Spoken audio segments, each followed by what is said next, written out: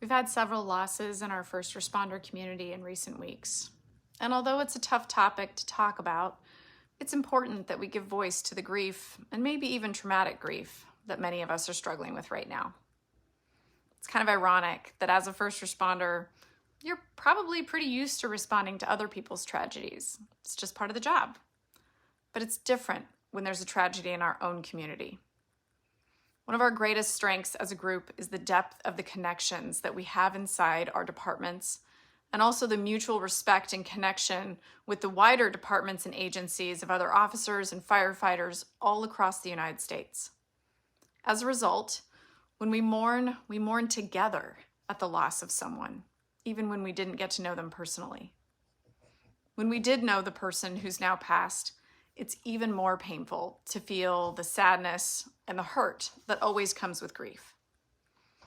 The grief process looks different for everyone, and there's no right or wrong way to go through grief.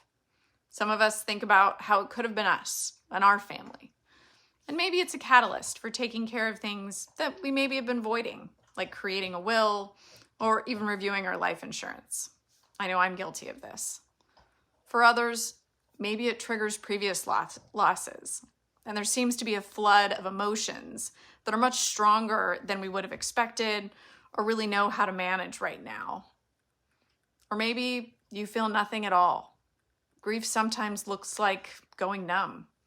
It's like our body's way of protecting us from the pain and the hurt that maybe we can't handle right now. We're already handling so much.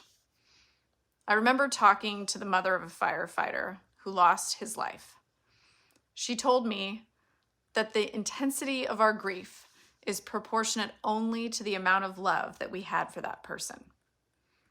I've always remembered that and thought it was beautiful and a great way to reframe the emotions that we often try to avoid. We're all impacted by the recent losses, and it's going to show up differently for each of us. This is the time to come together as the close community that we are and lean on one another. As always, if you need to talk to someone, we stand with you at Alli Connect, and we're here to help.